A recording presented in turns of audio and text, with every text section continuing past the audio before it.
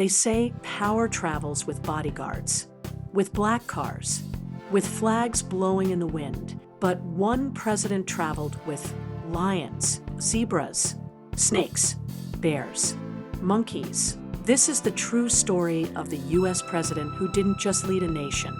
He traveled with a zoo. His name was Theodore Roosevelt.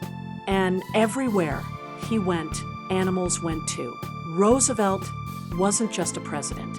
He was a storm with a mustache, a man who boxed, hunted, explored, charged into danger like it owed him money. While other leaders were sitting behind desks, Roosevelt was climbing mountains and shooting through jungles. And his love for animals wasn't a hobby, it was an obsession. But nothing, absolutely nothing, prepared the world for what he did in 1909 after he left the White House. Instead of quietly retiring like most former presidents, he went to Africa on a safari with more than 250 animals eventually captured, studied, or preserved. But here's the freakiest part.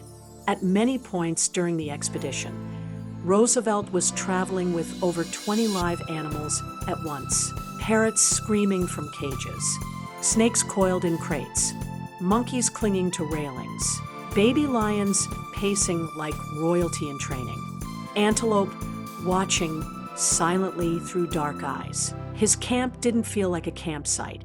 It felt like Noah's Ark with rifles. Local villagers whispered about him. Some said he was possessed. Others said he was blessed by spirits. One American newspaper joked that Roosevelt had become half man, half jungle.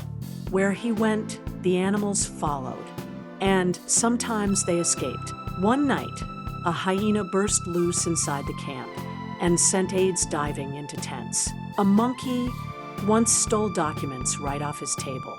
Birds fluttered freely. Snakes slid under beds. Dinner guests would arrive and be greeted not by staff, but by a wandering boar or a chained leopard. But Roosevelt wasn't afraid. He was in his element. He wrote letters back to the US describing himself as the happiest man alive. While the world saw danger, Roosevelt saw wonder. To him, animals were not pets. They were proof that life was meant to be lived fiercely. But the deeper truth was this: Roosevelt didn't carry animals. He carried the wild with him. In a time when presidents were becoming symbols, stiff, quiet, distant, he refused to become one. He wanted people to believe a leader should still be alive inside, still muddy, still bleeding, still amazed. Even back home, his family had filled the White House with animals years earlier. Raccoons, owls, rabbits, horses, snakes, bears, and even a badger named Josiah that bit everyone. But it was Africa that turned Roosevelt into legend. This wasn't a vacation. It was a confrontation. With danger, with nature, with death. He endured heat that melted equipment, insects that burrowed into skin, river crossings filled with crocodiles, nights where drums echoed through the jungle while predators circled the camp. And still, the animals stayed, like they knew this man belonged with them. When Roosevelt finally returned to America, thinner, darker, changed, people barely recognized him. He didn't return carrying souvenirs. He returned carrying stories that sounded like myths.